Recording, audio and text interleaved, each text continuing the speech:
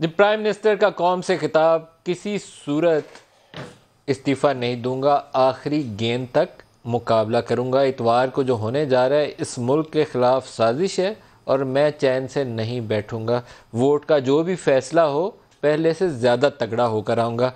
मीर जाफ़र और मीर सादिक उन्होंने ताबीर किया उन लोगों से जो आजकल उनकी हुकूमत गिराने के लिए कोशा हैं, और बैरूनी साजिश का दोबारा से उन्होंने तज़किरा किया और बैरूनी साजिश का तज़किरा करते हुए दोबारा पाकिस्तान के अंदर मौजूद किरदारों से उसको जोड़ा और बैरूनी साजिश का भी तज़किरा कुछ इस अंदाज में किया कि अपनी तकरीर के अंदर अमेरिका का नाम लिया, फिर कहा नहीं, किसी मुल्क से पाकिस्तान के सफ़ीर ने हमें ये सारी इतला दी और वो मीटिंग स्ट्रक्चर्ड मीटिंग थी जिसमें बाकायदा नोट्स लिए जा रहे थे। तो ये एक पाकिस्तानी सफारतकार का ऑफिशियल नोट था गवर्नमेंट ऑफ पाकिस्तान को, जिसमें बकौल वज़ीर आज़म पाकिस्तान के ये लिखा गया कि इमरान खान को हटा दें तो फिर तो ठीक है, इमरान खान रहा तो फिर आपके साथ नहीं चल सकते, आपकी तमाम गलतियां कोताहियां माफ़ कर देंगे अगर आप इमरान खान को हटा दें। ये उस नोट के अंदर लिखा हुआ था। वज़ीर आज़म पाकिस्तान की इस तकरीर के अंदर उन्होंने ये भी बताया कि 7-8 मार्च के करीब ये मीटिंग हुई थी और हमारी इतला जो वज़ीर आज़म ने पूरी उसका नाम नहीं लिया जगह का, कि वाशिंगटन के अंदर पाकिस्तान के सफ़ीर असद मजीद को बुला के वहाँ के असिस्टेंट सेक्रेटरी ऑफ स्टेट का नाम आता है फॉर साउथ एशिया, जिनका नाम डोनाल्ड लू के तौर पर रिपोर्ट किया गया कि उन्होंने असद मजीद साहब को ये तफसीलात दी और उन्होंने वो तफसीलात कन्वे की उनको एक डी मार्च, जिसको सफारती एहतजाज कह लें, वो रिकॉर्ड कराया और ये यूक्रेन और रशिया के विज़िट से जुड़ा हुआ था कि पाकिस्तान के अंदर प्राइम मिनिस्टर की तकारीर के अंदर एंटी अमेरिकनिज़म बहुत आ रहा है, तो ये जो विज़िट है इसके अंदर मसाइल और पैदा हो जाते हैं और ये ऑफिशियल नोट की शक्ल में पाकिस्तान आया। फैसल वाडा साहब हमारे पास स्टूडियोज़ में मौजूद हैं। फैसल वाडा साहब, प्राइम मिनिस्टर ने तकरीर के अंदर बहुत ज़्यादा तफसील के साथ उस साजिश का तज़किरा कर दिया, अब एंड रिज़ल्ट क्या है, क्या होने जा रहा है? मेरे साहब देखें, हम तो आखिरी गेंद तक लड़ेंगे और अभी तक तो we don't take it as a defeat, but अगर हो गई तो हम गुलामी नहीं करेंगे, हम सर नहीं झुकाएंगे, हम अपने कौम को बेचने नहीं देंगे, हम इससे ज़्यादा तगड़े और लीथल होके आएंगे। और पब्लिक पाकिस्तानी कौम ये चीज़ जानती है, हम 80,000 आदमियों की कुर्बानी के बाद मज़ीद एक आदमी की कुर्बानी नहीं करने देंगे, दूसरे मुल्क को अपनी सॉवरेनिटी, इज़्ज़त, वक़ार को कॉम्प्रोमाइज़ नहीं करने देंगे। ये जो सारे ये चूड़े हैं, चोर चक्के हैं, ये अगर आज सौदा भी करेंगे मुल्क का, जो करके आ रहे हैं, तो हम इनके आगे खड़े होंगे। इस बार वो नहीं होगा जो 35 साल में हुआ। डॉक्टर मुसद्दिक मलिक साहब हमारे साथ हैं PMLN से। डॉक्टर मुसद्दिक मलिक साहब, साजिश और पाकिस्तान में मौजूद किरदार नाम लेकर अपोजिशन के चारों जो लोग थे उनका उन्होंने तज़किरा भी किया और उनका विकी लीक्स के हवाले से, किताबों में हवाले से, लेकिन इस अमेरिका वाली साजिश के अंदर बराह रास्त ताल्लुक नो कॉन्फिडेंस से जोड़ा। आपका इसके ऊपर रद्द-ए-अमल? जी देखिए, मैं वज़ीर आज़म की तकरीर तो नहीं सुन सका, लेकिन अगर आपने, जैसा कि आप अपने अभी इस इब्तदाइये में कह रहे हैं कि उन्होंने अमेरिका का ज़िक्र किया है और अमेरिका से जोड़ा है इसको, तो सवाल ये पैदा होता है कि कौन कौन सा मुल्क है पाकिस्तान के ख़िलाफ़ है। वज़ीर आज़म साहब की सारी बातें मान लीजिए। वज़ीर आज़म ने कहा कि चीन जो है मुल्क, वो एक फ्रंट कंपनी है नवाज़ शरीफ और शहबाज शरीफ की। तो आज वज़ीर आज़म साहब से पूछना चाहिए कि क्या आज भी वो ये मानते हैं कि चीन जो है वो वज़ीर आज़म नवाज़ शरीफ और शहबाज शरीफ साहब की फ्रंट कंपनी थी। वज़ीर आज़म साहब ने तो ये भी कहा कि कतर जो है वो उसने, यानी उसकी रियासत ने सर गद्दारी की साजिश दी। इसके ऊपर क्या कहते हैं? वो तो नाम लेकर वो किरदारों को जोड़ रहे हैं और मैसेज काफ़ी जगह कन्वे कर रहे हैं। मैं आपके सामने साबित ये करने की कोशिश कर रहा हूँ कि वज़ीर आज़म साहब की आप किस किस बात को मानेंगे। वज़ीर आज़म साहब तो अपने मुंह से कहते हैं कि हिटलर बहुत बड़ा एक लीडर होता अगर यू टर्न लेना या गलत बयानी करना सीख लेता। तो आप वज़ीर आज़म साहब की किस बात को मानेंगे? चीन वाली बात को मानेंगे या वज़ीर आज़म साहब की कतर वाली बात को मानेंगे? तीन किरदार उनको क्यों पसंद आ गए? वज़ीर आज़म ने बाय नेम आइडेंटिफाई किया, तीन किरदार यहाँ बैठे हुए उनको क्यों पसंद आ गए? और काफ़ी मैसेज स्ट्रॉन्ग था, कहीं काफ़ी जगहों पे मैसेज उन्होंने कन्वे किया अपनी तकरीर के अंदर, लेकिन आपका रद्द-ए-अमल ले लूं। आर्टिकल 6 लगती है इन तीन के ऊपर। लगना चाहिए, अगर सबूत है तो लगाइए। आपको बड़ा क्लियर रद्द-ए-अमल दे रहा हूँ कि अगर आपके मुताबिक, मैंने जैसे कहा मैंने तकरीर नहीं सुनी, मगर आपके मुताबिक अगर किसी सफ़ीर ने लिख के भेजा है तो ये हुकूमत सदा तो रहेगी नहीं।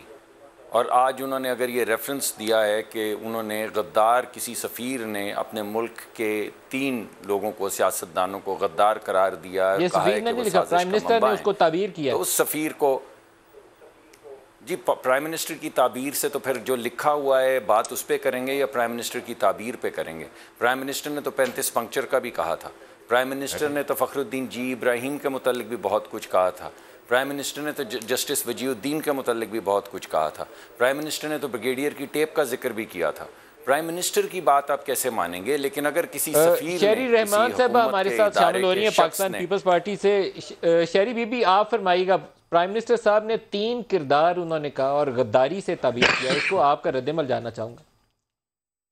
जी देखिए, बहुत अजीब व गरीब बात है कि अब जब इनकी आखिरी दिन आ गए हैं और बंद गली में अब ये खड़े हैं, तो बजाय इसके कि ग्रेसफुली मुल्क का जो बचा कुचा इस वक्त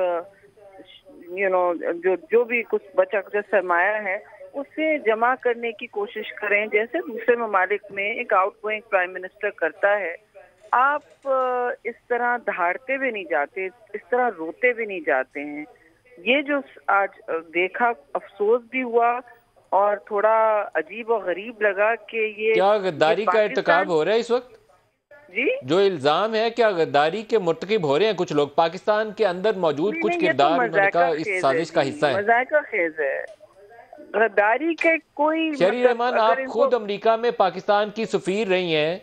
जब असद मजीद को वाशिंगटन में कोई बुला के स्टेट डिपार्टमेंट में कोई डिमार्च किया जाएगा तो उसके अंदर इस तरह की लैंग्वेज यूज की जाती है? क्योंकि अब तो नेशनल सिक्योरिटी कमेटी ने कह दिया ना कि ये एक नॉन डिप्लोमेटिक नॉर्म्स के खिलाफ ये चीज थी, हम इसके ऊपर जवाबी तौर पर एहतजाज करेंगे। के खिलाफ बहुत दफा काम हुए हैं, हिंदुस्तान करता है, हाँ, कोई और ममालिक करते हैं। इसका ये मतलब नहीं कि आप पूरी कौम को गद्दार और उसकी नुमाइंदा जो भी क़यादत है उसको गद्दार करार कर दें।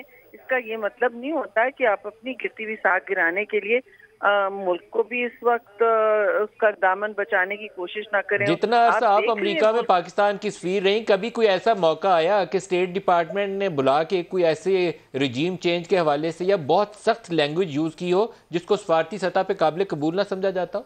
आपके सामने कुछ ऐसा वाक़या हुआ? रेजीम चेंज की कभी कोई बात नहीं होती, और रेजीम चेंज जो इस वक्त बात कर रहे हैं अगर, तो बिल्कुल आपने इतने दिन अमेरिका के जो यहाँ सफीर या जो भी शाजे हैं उनको क्यों नहीं बुला के बात की? आप ये हवा में बोंगी क्यों मार रहे हैं इतने दिन बाद, 3 हफ्ते बाद? ये सीरियस बातें हैं और आप इनको रियासती सतह पे सीरियसली लेते।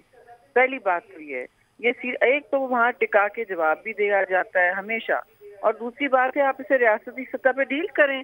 आप इसको अपनी जात से क्यों मुंसलिक कर रहे हैं? आप अपने गिरते हुए खत्म होती हुई साख को इससे क्यों मुंसलिक कर रहे हैं कि मैं एक टाइगर हूँ जो खड़ा हूँ, मैंने आपको माशाल्लाह से इतना मकरूज कर दिया है कि आप सर उठाने के काबिल ना रहें, लेकिन आप अपना अच्छा, एक बड़ा अहम सवाल है, मैं चाहूंगा कि आप तीनों से बारी बारी इसका जवाब लो।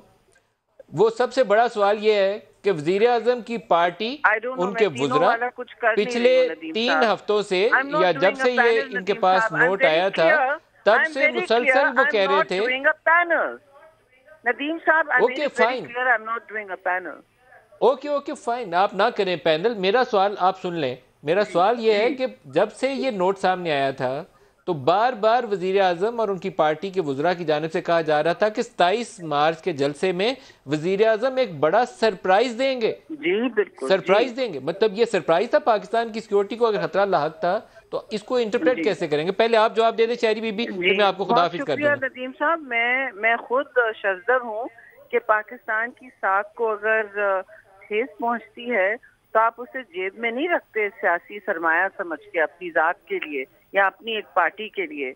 हमेशा जो पार्टियां होती हैं, जितनी भी हुक्मरान पार्टियां रही हैं, जब पाकिस्तान की रियासती साख को खतरा होता है वो पहला काम आप तारीख में देख लें, चाहे हमारी हुकूमत हो या नवाज शरीफ की हुकूमत है, उससे पहली हुकूमतें हो।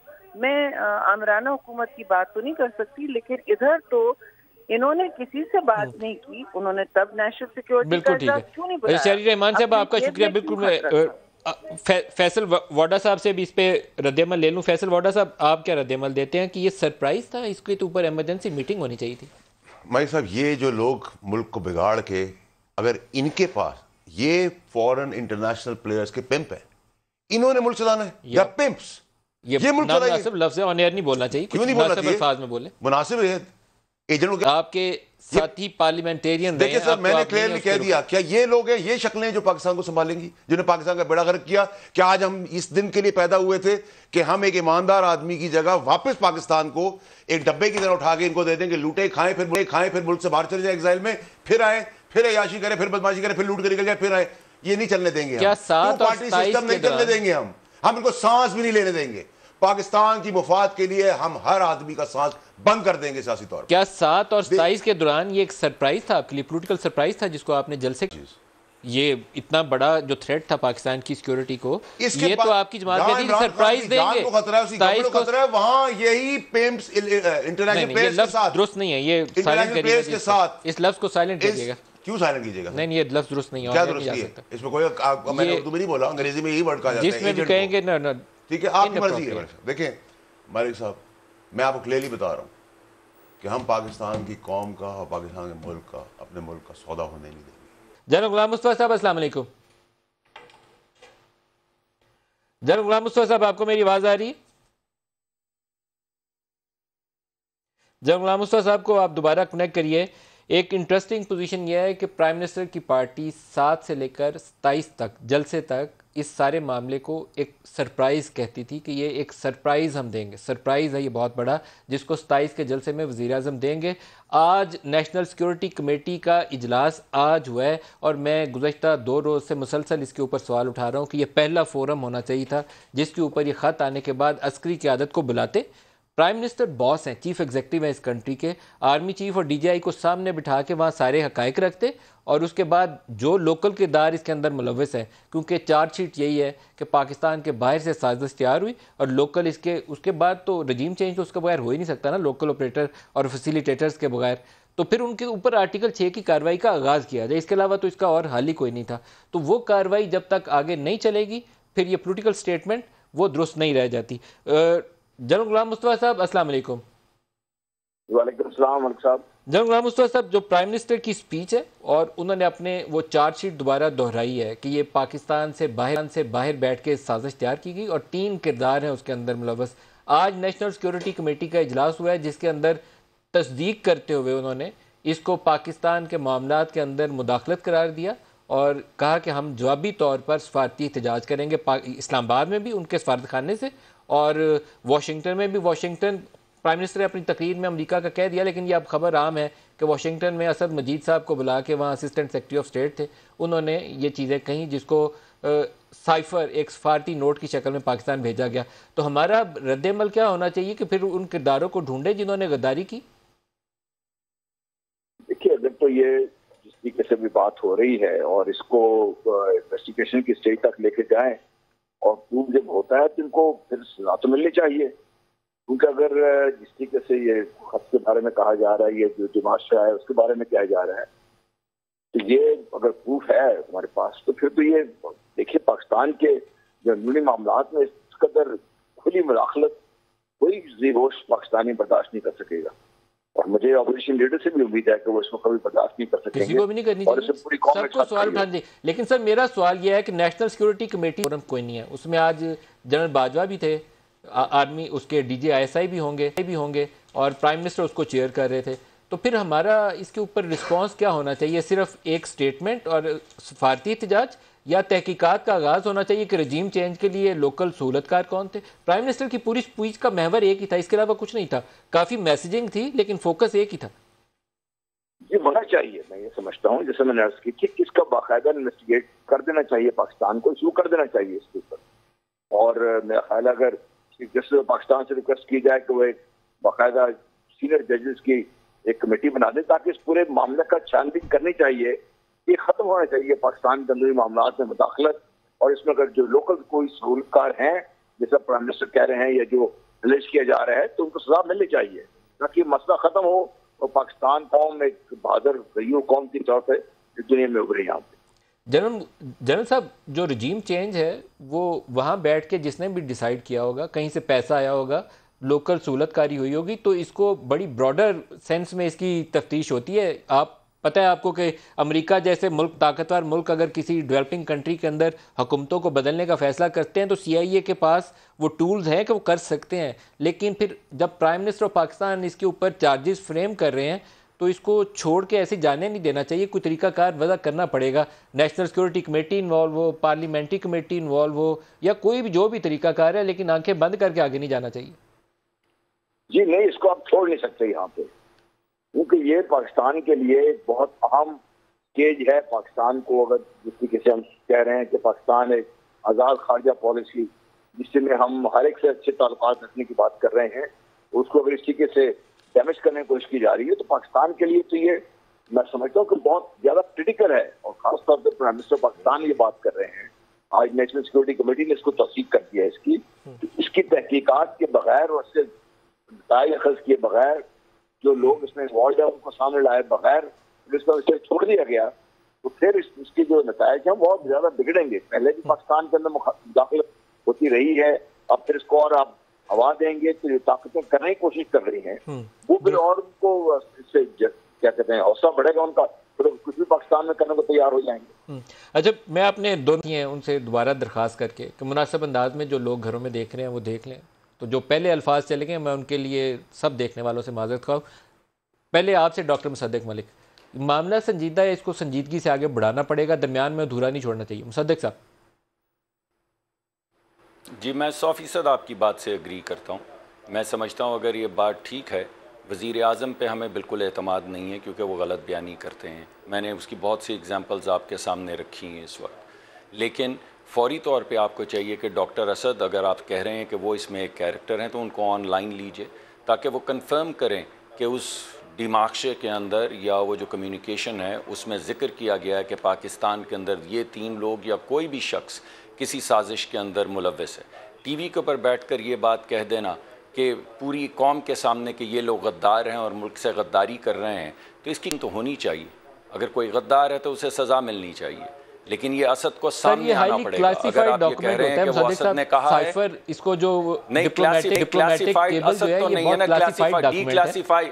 मलिक साहब डी क्लासिफाई तो प्राइम मिनिस्टर ने कर दिया आज। अब हमें ये तो असद से तो पूछें, उसको ऑनलाइन पे क्यों नहीं लेते? अगर उसने ये कहा है तो क्या हमें यह हक नहीं है कि हम उससे पूछे कि किस किस का जिक्र उन्होंने किया है?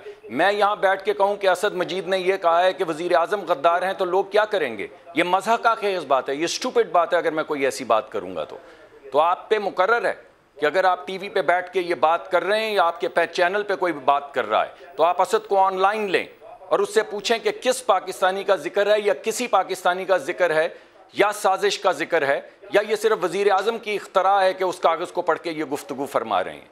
तो मैं आपसे दरखास्त करूंगा कि आप मेरी बात क्योंकि मैं करूंगा, मेरे दोस्त करेंगे, मुझे दुख पहुंचेगा। जी, मैं आपको एक तस्वीर दिखा सकते हैं कि ये हमारे यहाँ OIC का नहीं, जो वो सफ़ीर है पाकिस्तान के इस वक्त ब्रसल्स में, मेरा नहीं ख्याल है कि मैं उनको ले सकता हूँ। जिस वक्त इस्लामाबाद में OIC का इजलास हो रहा था, आप तर्जुमान को तो लीजिए वज़ारत खारजा के under secretary of state, I think उनका अजरा नाम है, वो यहाँ तशरीफ़ लाई हुई थी।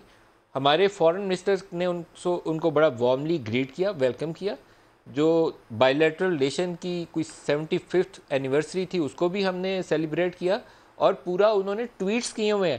शाह महमूद कुरैशी ने उनको वेलकम किया हुआ है, उन्होंने शाह महमूद को वेलकम किया हुआ है, और ये भी बताया हुआ है कि हमने बायलैटरल रिलेशंस में और आगे कैसे इसमें जिद्दत लानी है, वसी इसको कैसे करना, सारी बातें डिस्कस करनी है।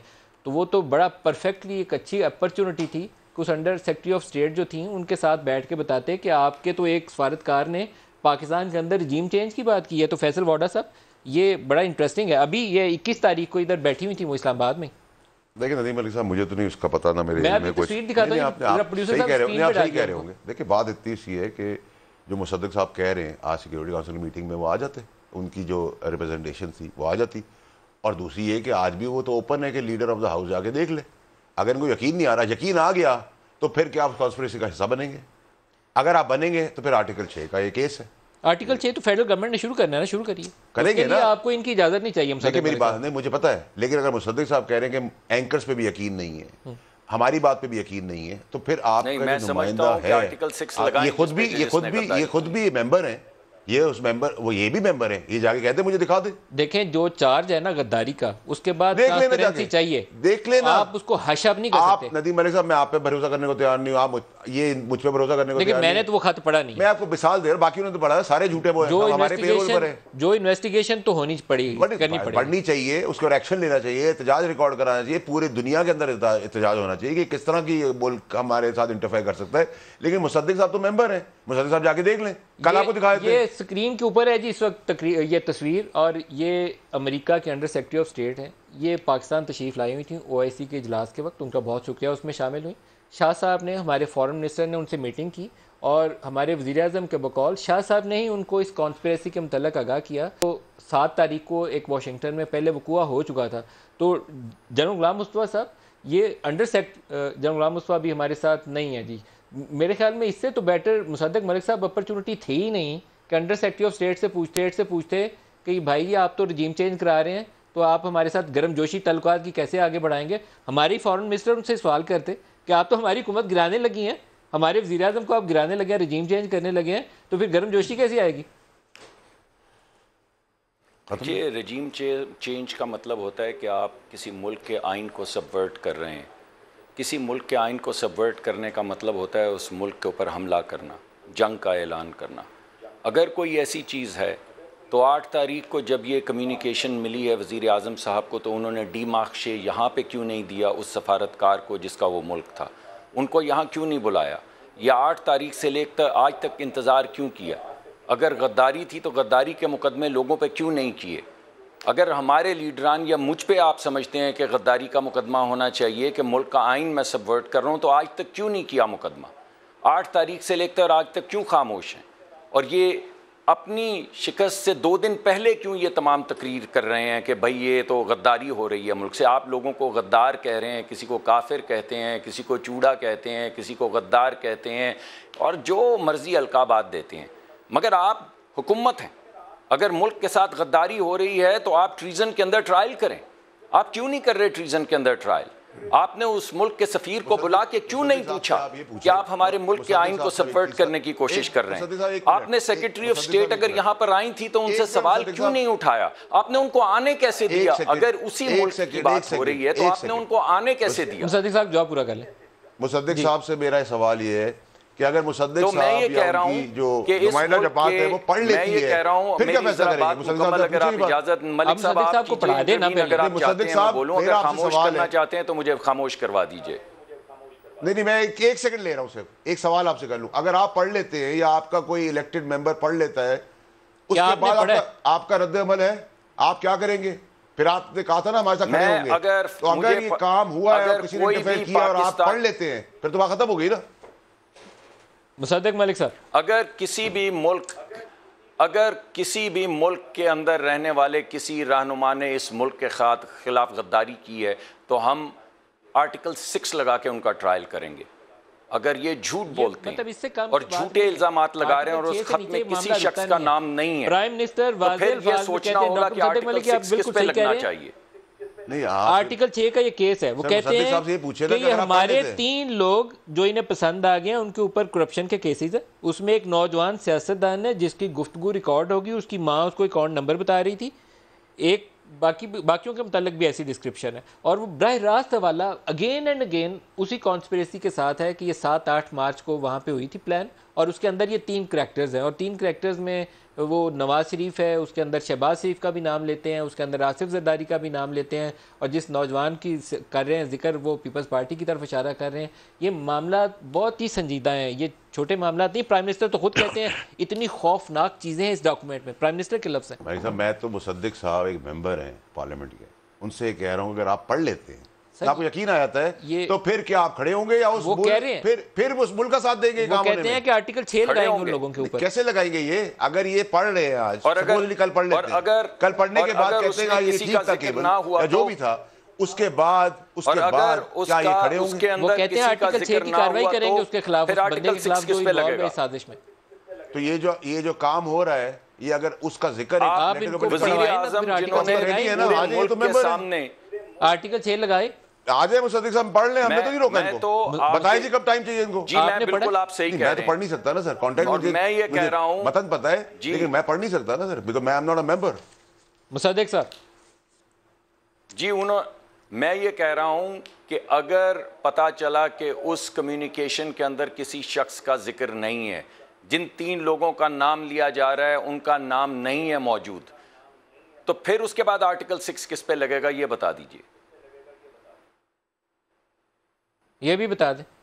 अगर आपके मुल्क का एक सफीर आपके प्लेटफॉर्म पे मुसद्दिक साहब मुलाजमत कर रहा है, मेंबर, वो आ जाए और आगे पढ़ ले, अगर यकीन आ जाए कि वो सही है। लेकिन उनका सवाल भी वजनी है ना जी, वो कह रहे हैं कि अगर वो 3 लोग जिनके ऊपर ये चार्ज है कि वो साजिश में मुलव्वस हैं, अगर उनका रोल नहीं है जो लिखा है उसको साजिश को एग्जीक्यूट कौन करे, ये 3 लोग कर रहे हैं, तो अंडरस्टूड है ना ये, या उसके लिए बच्चे की तरह लिखा जाएगा? नहीं, कैसे अगर ये लिखा जाएगा कि रिजीम चेंज लिख के उन्होंने कागज में दिया, तो फिर लिख के अंदर ये भी लिखा होगा कि नवाज शरीफ पूछे ना उनसे कि उन्होंने क्यों नहीं लिखा होगा। ये तो हमारे सफारतकार ने लिखा है ना, और इसी वजह से वो एक कह रहे हैं कि इसी ये वजह से मैं आपको कह रहा हूं कि प्राइम मिनिस्टर के बाद फॉलो अप में 3 आदमी वही काम करने जा रहे हैं, तो क्या आपको ये मुझे बताना होगा नदीम मलिक साहब? प्राइम मिनिस्टर के अल्फाज ये हैं कि इमरान खान इनको कबूल नहीं है, ये 3 लोग इनको कबूल हैं। प्राइम मिनिस्टर कह रहे हैं कि इसी बात पे कह रहे हैं ना, तो फिर तीनों के ऊपर लगाए ना जी, आर्टिकल 6 लगाएंगे, शुरू करें। कब लगाएंगे? करेंगे, मुझे तो मैं आपसे सुबह चार्जेस मैं तो नहीं करना, बैठ गया लिख के करेंगे। कब? ये तो डॉक्टर साहब आर्टिकल 6 है, अगर सबूत है तो आर्टिकल 6 है, इसके बगैर कुछ नहीं। सबूत में जो उन्होंने कहा वो एग्जीक्यूट करने वाला नदीम मलिक को या फैसल हो, उन पर आर्टिकल 6 लगता है। जो भी एग्जीक्यूट कर रहा है, किसी भी मुंतखब हुकूमत को गैर आईनी, गैर जमहूरी और गैर मुल्की साजिश के तहत गिराने की सजा गद्दारी है। बस खत्म, ठीक है, इससे छोटी नहीं। गद्दारी का मुकदमा शुरू करें, करना चाहिए और करेंगे। सलमान नकम राजा साहब अस्सलाम वालेकुम। मलिक साहब आप एक सेकंड ठहरिएगा, सर ये जो डिप्लोमेटिक नोट है ये बहुत कंट्रोवर्सी आग लगाने वाली है, छोटी नहीं है। प्राइम मिनिस्टर का एलिगेशन ये है कि ये रजीम चेंज की कॉन्स्पिरेसी तैयार की गई थी और उसके 3 करैक्टर्स उन्होंने नाम लेकर आइडेंटिफाई कर लिए। अब वे फॉरवर्ड क्या होगा, इसका हल क्या होना चाहिए? ये तो गद्दारी बनती है। देखिए, अगर तो वजीर आजम का या हुकूमत का यह ख्याल है कि कोई गद्दारी हुई है या गद्दारी का सबूत उनके पास है, तो उनको फिलफौर आर्टिकल 6 के तहत मुकदमा दायर करना चाहिए, ट्रायल करनी चाहिए। ये खत जो है अदालत के सामने पेश हो जाएगा, गवाही हो जाएगी, खत का जो लिखने वाला है बतौर गवाह पेश हो जाएगा, और ये तमाम जो एक अज़ियत कौम पे इस वक्त नाजिल हो गई है कि क्या हमारे खिलाफ कोई बैनुल अक़वामी साजिश हुई है, वो खत्म हो जाएगी, हमें बात समझ आ जाएगी। और आर्टिकल 6 का तरीकाकार क्या होता है सर? आर्टिकल 6 की कार्रवाई का तरीकाकार क्या होता है? ये हुकूमत का फैसला होता है जी। जो वफाकी हुकूमत है वो एक अदालत कायम करती है काबीना की रजामंदी से, और उसके पास जो है मुकदमा दायर कर दिया जाता है और कह दिया जाता है कि ये इसमें मुल्जिमान है। ये सरासर वफाकी हुकूमत का फैसला होता है। सर ये 7-8 मार्च को कहा जाता है खत लिखा गया, और 27 तारीख तक तो हुकूमत के लोग इसको कहते थे कि प्राइम मिनिस्टर बहुत बड़ा सरप्राइज़ देंगे 27 को। तो मैं तो समझने से कासिर हूँ कि ये एक ऐसा पॉलिटिकल सरप्राइज़ था जो पाकिस्तान की सिक्योरिटी के लिए एक कॉन्स्पिरेसी तैयार की जा रही थी। उसके बाद आज नेशनल सिक्योरिटी कमेटी का इजलास हुआ 31 तारीख को, तो कुछ काफ़ी सवालात आएंगे इसके ऊपर कि ये इस तमाम अरसे में 22-23 दिनों में किन किन लोगों ने पाकिस्तान की सलामती को महफूज बनाने के लिए क्या काम किया। इन सवालों का जवाब भी तो देना पड़ेगा। बिल्कुल देना पड़ेगा। और अब तो मेरा ख्याल है ये मामला कोई सीगा राज में नहीं रहा। अगर आप नाम भी ले रहे हैं, आप ये भी बता रहे हैं कि खत लिखने वाला कौन है, मुल्क कौन सा मुलव्विस है, तो कोई ऐसी बात नहीं रही जिसको अब सीगा राज में रखा जाए। इस पर बाकायदा एक ट्रायल होनी चाहिए। चले ट्रायल को आप कह सकते हैं कि हम इन कैमरा करेंगे, खुली अदालत में नहीं करेंगे, लेकिन ये मामला ऐसा है कि इसकी तह तक पहुंचना जरूरी है, तफ्तीश भी हो और उसके बाद एक मुकदमा भी हो। सर लेकिन 22-23 दिनों का तो बताना पड़ेगा ना कि पाकिस्तान में रजीम चेंज की कॉन्स्पिरेसी थी, यहाँ लोग बिके हुए थे, मीर जाफर मीर सादिक थे, तो वो 23 दिनों में क्या कार्रवाई की पाकिस्तान की सलामती को महफूज बनाने के लिए? सवाल तो आएगा, मैं तो पूछूंगा इसका जवाब। आपका बिल्कुल ये आपका सवाल दुरुस्त है। हुकूमत की जिम्मेदारी होती है कि तुम्हें किसी साजिश का पता चले, उसके सत्तेबाब के लिए कदम उठाया जाए, जो मुल्क का मुलव्विस है उसको मुतनब्बे किया जाए, उसकी सज़ा की जाए। ये तमाम मामला आप दुरुस्त ज़ाविये से देख रहे हैं। फैसल वाडा साहब, क्या जब ये 7-8 तारीख को हमारे नोटिस में आई बात, तो क्या उस वक्त अस्करी क़यादत को बुला के तो उनके सामने ये तफसील रखी गई कि ये रजीम चेंज की कॉन्स्पिरेसी पकड़ लिया हमने? Sir, I am not part of the cabinet, so I really don't know. मैं एक ऐसी चीज़ जिसका मुझे इल्म ना हो मैं कमेंट नहीं कर सकता। आपको उसके कंटेंट का भी नहीं पता? मतलब तो सभी को पता है, आपको पता है, मुझे पता है। मैं तो पढ़ा नहीं है, मैं तो ऑन एयर बता रहा हूँ, नहीं पढ़ा है। मैं तो वो चीज़ें सुन रहा हूँ जो प्राइम मिनिस्टर कह रहे हैं। मैं भी वही सुन रहा हूँ। डॉक्टर मुसद्दिक मलिक, ये सवाल आपको भी इसका जवाब लेना चाहिए। 23 दिन क्या पाकिस्तान की सलामती एक्सपोज थी और किसी ने एक्ट नहीं किया इसको महफूज बनाने के लिए? जी, यही तो सवाल मैं 3-4 मरतबा उठा चुका हूँ कि 7 तारीख से लेकर आज तक क्या किया गया। अगर मुल्क के आइन को सबवर्ट किया जा रहा था तो वज़ीर आज़म, जिनका उतना ही फ़र्ज़ है जितना पार्लिमान का फ़र्ज़ है आइन का तहफ़्फ़ुज़ करना, उन्होंने अभी तक आर्टिकल 6 क्यों नहीं लगाया? वो साहब जिन्होंने नाम लिया, उन साहब को अभी तक क्यों नहीं बुलाया गया? और उनको आज भी मैं इसरार कर रहा हूँ कि आप वज़ारत ख़ारजा के तर्जुमान को क्यों नहीं बुलाते? आप क्यों उनको ऑनलाइन नहीं लेते और उनसे ये सवाल नहीं पूछते? प्राइम मिनिस्टर ने खड़े होकर 22 करोड़ आवाम को ये कहा है, वो आके कंफर्म करें कि उस लेटर के अंदर या जो भी उन्होंने कम्युनिकेशन भेजी है 3 अशख़ास के नाम हैं कि इन्होंने गद्दारी की है और ये फ़ॉरेन एजेंट हैं। और आर्टिकल 6 लगाएं बिल्कुल, और बिल्कुल इन कैमरा ट्रायल ना करें, खुलेआम ट्रायल करें ताकि लोगों को पता चले। मगर अगर ये बात झूठी है और वज़ीर आज़म दोबारा से वही बात कर रहे हैं जो उन्होंने हिटलर के मुतल्लिक की थी कि अगर वो यू टर्न लेना या गलत बयानी करना सीख लेता तो तारीख़ बदल जाती और बिल्कुल मुख्तलिफ एक अजीम लीडर्स में उसका शुमार होता, तो फिर मैं ये सवाल आपके ज़रिए पूरी कौम से पूछता हूँ कि आर्टिकल 6 फिर किस पे लगना चाहिए? एक ऐसा शख्स जो अपनी पार्लिमान के ऊपर इल्ज़ाम लगाए और ये इल्ज़ाम लगाए कि पार्लिमान एजेंट बन रही है एक फ़ॉरेन मुल्क की, और मुल्क के आइन को जिसका तहफ़्फ़ुज़ उस पर मुकर्रर है उसको पामाल कर रही है, तो फिर इस झूठ का भी आर्टिकल 6 बनता है। आपने पूरे पार्लिमान को और आइन को पामाल करने की गलत बयानी करके कोशिश की है। अगर ये बात ठीक है तो हम पे हमारा ट्रायल होना चाहिए और पब्लिक होना चाहिए, और अगर ये बात गलत साबित हुई, सफ़ीर मुख्तलिफ मुल्कों से पाकिस्तान को, उसके अंदर एक ऐसी अगर साजिश पकड़ी जाती है जो प्राइम मिनिस्टर कहते हैं रजीम चेंज की थी, तो उसको फिर डीक्लासीफाई करने के लिए प्रोविजंस होती हैं, क्योंकि साइफर एक बड़ा क्लासीफाइड डॉक्यूमेंट है। ये प्राइम मिनिस्टर की फॉराइज ऑफ द प्राइम मिनिस्टर और आर्मी चीफ, प्रेसिडेंट या फॉरेन मिनिस्टर के अलावा बाकी जगहों पे जाता नहीं है। नहीं, बिल्कुल उसका तरीकाकार है ऑफिशियल सीक्रेट्स एक्ट में। किसी चीज की अगर जरूरत हो और मुकदमा चलाने के लिए तो उसको सब तक डिक्लासिफाई किया जा सकता है। और जो मेरी गुफ्तगू हुई है वज़ारत ख़ारजा के लोगों से, वो कहते हैं इस तरह के मरासले तो आते हैं, हमारे जो सफ़ीर है उनका ये काम है कि वहाँ की वो फ़ज़ा को भांपें, लोगों के रवैयों को भांपें और अपने मरासलों में उसका जिक्र करें जो उनकी दानिश में एक रवैया वहाँ अगर कोई कार फरमा है। तो अगर ये नौयत का एक मरासला जिसको साइफर कहते हैं, तो ये कोई इतनी हसास डॉक्यूमेंट नहीं हुआ करती।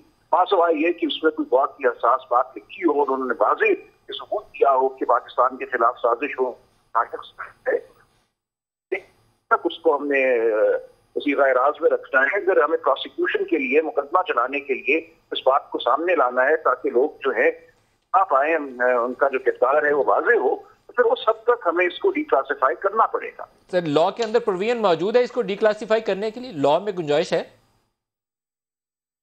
जी बिल्कुल है। देखिए, कोई भी चीज जो है उसको क्लासिफाई किया जाता है कानून के तहत, और कानून ही के तहत उसको भी क्लासिफाई भी किया जा सकता है। ऐसा नहीं है कि कानून में लिखा हो कि ये चीजें जो हैं और सूरत क्लासिफाई रहेंगी। ये वफाकी हुकूमत की सवाबदीद होती है किस चीज को राज में रखना है और किस चीज को राज में नहीं रखना। मेरे ख्याल फैसल वाडा साहब, यहाँ पे फिर कहानी अब आपके बोझ आपके ऊपर है, आप इसको डिक्लासिफाई करिए। देखें, सलमान प्राइम मिनिस्टर ने कोई चीज़ अब छुपाई नहीं है, सारी चीज़ें बोल दी हैं।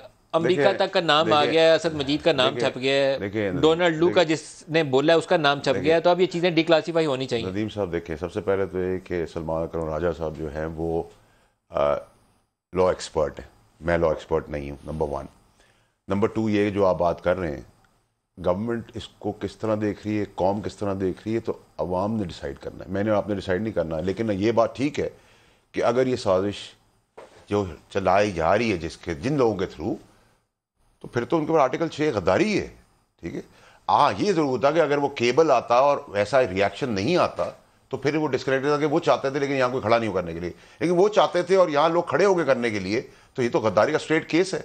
आपने मुझे एक केबल लिखा, मुखातिब किया आपने XYZ को, जनरल कर दिया, मैंने जाके उस जो आपने एग्जैक्टली लिखा हो मैंने जाके छुरा घोप दिया, तो मुझ पे नहीं कतरा केस बनेगा। क्या 7 से 31 तक प्राइम मिनिस्टर ने आर्मी की लीडरशिप को इस पे आगाह नहीं किया? सर देखिए सर, जो प्राइम मिनिस्टर और आर्मी चीफ के बीच में कोई बात है, मैं तो उसको प्रिविलेज भी देख सकता ना। क्योंकि नेशनल सिक्योरिटी कमेटी, मैंने खुद सवाल उठाया है इन प्रोग्रामों में 2 रोज से, और उसके बाद आज इजलास हुआ है। पिछले 23 रोज क्यों नहीं इजलास हुआ?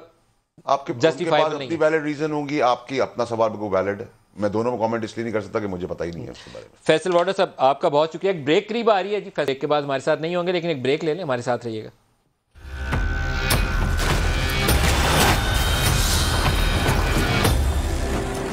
प्राइम मिनिस्टर ऑफ पाकिस्तान कहते हैं कि एक बैनुल-अक़वामी साजिश पकड़ी गई है जिसमें पाकिस्तान में रजीम चेंज की कोशिश की जा रही थी। ये साजिश तो पाकिस्तान से बाहर तैयार हुई, लेकिन पाकिस्तान के अंदर मौजूद लोगों से उनके राब्ते थे, और वो कहते हैं कि जो लोग सौदा कर रहे हैं इस सारे मामले में और जो लोग उनको हैंडल कर रहे हैं, ये सारे लोग एक तरफ तो वो कह रहे हैं कि वापस आ जाएं, साथ कह रहे हैं बैरून मुल्क साजिश में मुलव्वस हैं और वो इस्तीफ़ा नहीं देंगे। इतवार वाले दिन वो वोट ऑफ नो कॉन्फिडेंस का सामना करेंगे।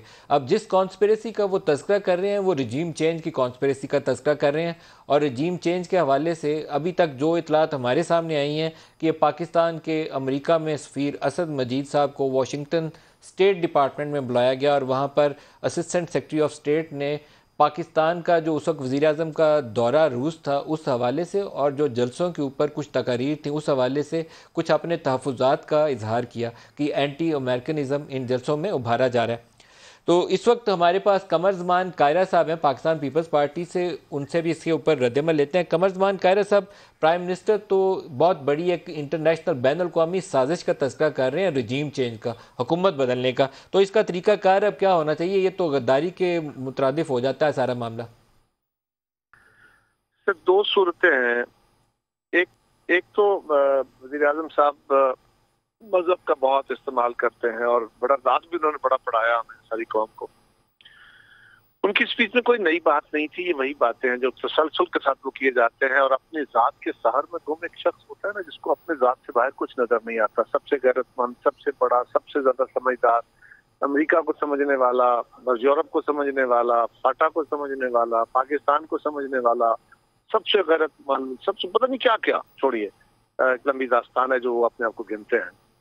और फिर दुनिया को सामने खड़े होकर कहते हैं कि मैं इस सबसे ज्यादा मैं बेहतर जानता हूँ। और आज तक उनकी अंडरस्टैंडिंग सिर्फ इतनी है कि जो फैसला उन्होंने किया है वो उनके भी गले पड़ा और कौम के भी।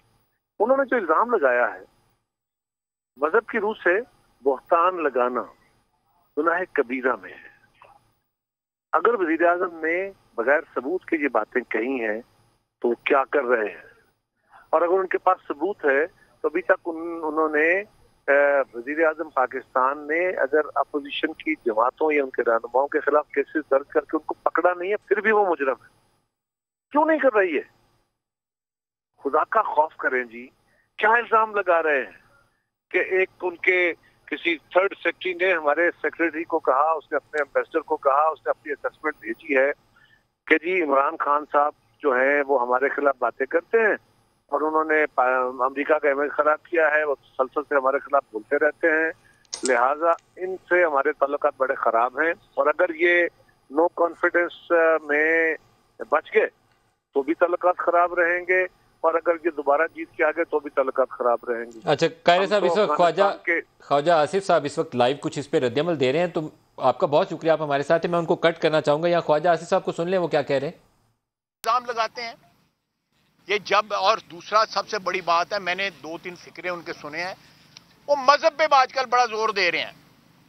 देखें, इस मुल्क में बहुत ज्यादा ऑलरेडी तफरके हैं, बहुत ज्यादा तफरीक है। मजहब के नाम पे इस मुल्क को डिवाइड ना करें, मजहब को सियासत में ना घसीटें। सियासत में बहुत सारे ऐसे काम होते हैं जो पसंद नहीं किए जाते, मैं उनकी तफसील में नहीं जाते। हमारा मजहब जो है वो हमारा ईमान है, हमारे वजूद का जो है एक रीजन है, वो हमारे वजूद का जो है उसकी वजह से है सारा कुछ जो है। उसको मजहब को बार बार कि शैतान जो है वो पहले ये था, फिर वो ये हो गया, फिर ये, अब वो आलम दीन भी बन गए हुए हैं। सियासत उनको आई नहीं है 4 साल में, अब वो आलम दीन बन गए हैं, पता नहीं क्या क्या बन जाएंगे। परसों जो है तरसों जो है अगर वो हो गया जो है वोट ऑफ नो कॉन्फिडेंस पास हो गया तो हो सकता है जंगलों की राह ले लें, कोई और को साधु बन जाए, कोई किसी पीर फकीर बन जाए, लम्मा जा कुर्ता पा के जड़ा है बाजारा ही फिरना शुरू कर दें। तो ये अच्छा नहीं लगता।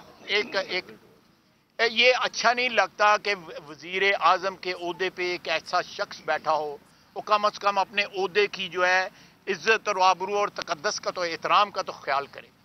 अगर आज फौजी क़यादत उनके साथ बैठी हुई थी तो ये फौजी क़यादत को बुलाते, जिस तरह आज बुलाया उन्होंने, तीनों चीफ्स आए हुए थे, जॉइंट चीफ आए हुए थे, उनको बुलाते। 7 तारीख को आपको आया, 8 तारीख को बुलाते, 9 तारीख को बुलाते, 10 को बुलाते, 12 को, 18 को, 19 को बुलाते, 21 को बुलाते, 27 तारीख को जलसे में अनाउंस किया, जेब में से निकाल के कागज जो है लहराया और फिर उसके बाद रोना शुरू कर दिया। ये तो कहता था मैं तुम्हें रुलाऊंगा, खुद रोना शुरू कर दिया उधर। तो ये इस किस्म के ढकोसले जो है पाकिस्तान की अवाम की इज्तिमाई शऊर की तौहीन है कि वो ये इस चीज को जो है बाय कर लेंगे या इस बात को जो है उसके ऊपर यकीन कर लेंगे। इसमें कोई शक शुबा नहीं है कि इस वक्त तक अमेरिका जो है एक ऐसी वाहिद ताकत है जो हमारे लिए बहुत सी मुआशी मुश्किलात जो है वो जो है क्रिएट कर सकती है। हमें तमाम मुल्कों के साथ अच्छे ताल्लुकात चाहिए। हम इनके अंदर हमारे दोस्त मौजूद हैं, चीन मौजूद है, हमारे अरब भाई मौजूद हैं, गल्फ के ममालिक मौजूद हैं, रूस मौजूद है। हमें सब के साथ अच्छे ताल्लुकात चाहिए। हमें अपने अंदरूनी मामलात को मद्देनजर रख के या अपने मफादात को मद्देनजर रख के किसी मुल्क के साथ जो है अपने ताल्लुकात खराब नहीं करने चाहिए। मकसद कोई और है और उसके लिए जो है टारगेट किया जा रहा है। अमेरिका जो है अगर जो है वो चाहे तो इस वक्त पाकिस्तान के लिए इतनी माशी जो है डिफ़िकल्टीज क्रिएट कर सकता है कि मैं समझता हूँ कि हो सकता है हम जो हमारा ऑयल बिल जो है अदा करने के लिए हमारे पास पैसे ना रहें। ऑलरेडी जो माशी हालात जो है हमारे इंतहाई मखदूश हैं। ये सारे वेंटिलेटर जो है ना ये लगे हुए हैं, अमेरिका की मर्जी से लगे हुए हैं। अमेरिका चाहे तो ये सारे के सारे जो हमें जो इस वक्त ड्रिप्स लगी हुई हैं या वेंटिलेटर लगे हुए हैं सारे के सारे ऑफ हो जाते हैं। तो हमें तल्लुकात उनके साथ जरूर रखने चाहिए, खुद इंसारी की तरफ जरूर सफर करना चाहिए ताकि हम उनके जो है इस तरह मातहत ना हो जाएं, ताबे ना हो जाएं माशी तौर के ऊपर। लेकिन इस वक्त इस चीज को सियासी मकासद के लिए जो है वो इस्तेमाल करना जो है इस शख्स का जो है ये शख्स इस वक्त पाकिस्तान के वजूद के लिए, हमारी मईशत के लिए, अवाम के लिए जो महंगाई की चक्की में पिस रहे हैं उनकी अटेंशन डाइवर्ट कर रहा है, उनकी तवज्जो जो है दूसरे इश्यूज की तरफ मबजूल कर रहा है। तो ये खतरनाक हो चुका है। हमने इसको फारग करने का पूरा मंसूबा तैयार करके उसको आखिरी हद तक पहुंचा दिया है। आज आपने हाउस में देखा कि ये हमें फेस नहीं कर सके, उठ के चले गए ये सारे के सारे। एक जो है लीव इन्होंने मांगी, वो जो है हमारे 170 बंदे बैठे हुए थे और इनके 40-50 लोग बैठे हुए थे। ये आखिरी रसूमात इनकी अदा होने वाली है इंशाअल्लाह ताला जो है इतवार को। ये आखिरी उनकी कोशिश है किसी न किसी तरह जो है अपनी सियासी जो है वो जो उनकी खात्मा होने वाला है उसको किसी तरह रोक लें। बाकी इस चीज़ में कोई साजिश नहीं है, कोई बैनुल अक़वामी पुष्पनाई नहीं है, कोई किसी मुल्क की मुदाखलत नहीं है।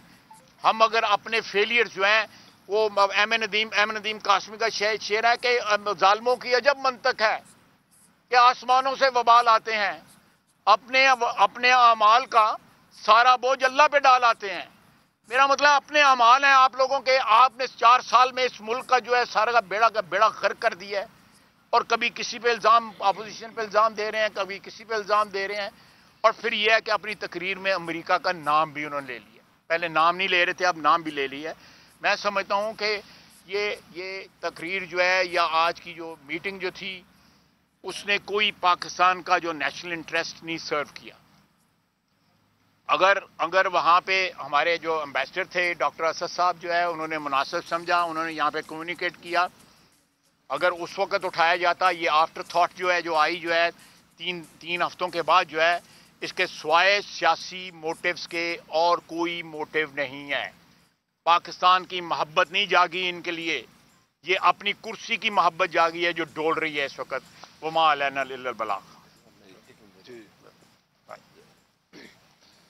बिस्मिल्लाहिर्रहमानिर्रहीम। आज पार्लियामान में 173 अफराद ने अपोजिशन के बेंच पर खड़े होकर ये साबित कर दिया कि इमरान खान की हुकूमत ख़त्म हो चुकी है, वो अक्सरियत खो चुका है। वो अक्सरियत खोने के बाद लगता ये है कि अपना दिमाग भी खो चुके हैं। जो आज तकरीर की गई है उसमें जी, ये इस वक्त पाकिस्तान मुस्लिम लीग नवाज से ख्वाजा आसिफ और शाहिद खाकान अब्बासी प्राइम मिनिस्टर की स्पीच के ऊपर रद्दमल दे रहे हैं। प्राइम मिनिस्टर एक बात बिल्कुल वाजे कर दी है उन्होंने कि वो इतवार को वोट ऑफ नो कॉन्फिडेंस का सामना करेंगे, उससे पहले इस्तीफ़ा नहीं देंगे, क्योंकि इस्लामाबाद में बहुत ज़्यादा इस बात का भी चर्चा था कि शायद प्राइम मिनिस्टर को तजवीज़ दिया गया है कि अगर आप समझते हैं कि आप अक्सरियत खो चुके हैं तो ऐसा कोई तसादुम, कोई डी चौक में बंदे जमा करने की बजाय आप इस्तीफ़ा दे दें तो एक रास्ता निकला है, एक फेस सेविंग मिल जाए और पीसफुल इस मामले की कंक्लूजन की तरफ आगे बढ़ जाए। लेकिन उन्होंने अपनी इस तकरीर के अंदर बार बार दोहरा के कहा कि मैं लाइव स्पीच कर रहा हूँ, लाइव स्पीच कर रहा हूँ। शायद 3 या 4 मौके के ऊपर उन्होंने इसका तज़किरा किया, क्योंकि पहले ये था कि स्पीच रिकॉर्डेड होगी, लेकिन फिर वो लाइव आए और लाइव के अंदर उन्होंने कहा कि मैं तो वोट ऑफ नो कॉन्फिडेंस का सामना करूँगा और एक बैनुल-अक़वामी साजिश, और उन्होंने कहा 3 किरदार यहाँ पर हैं, और फिर उन लोगों का भी जिन्होंने कहा कि ज़मीर के सौदे कर रहे हैं उनके हैंडलर्स का भी जिक्र किया। तो काफ़ी संजीदा मामला है, इसको संजीदगी से लेकर आगे चलने की ज़रूरत है। कुछ ऐसा ना हो जाए कि पाकिस्तान के मफादात को नुकसान पहुँचे। नदीम मलिक को इजाज़त दीजिए। समा की लाइव ट्रांसमिशन जारी है, समा के साथ रहिएगा।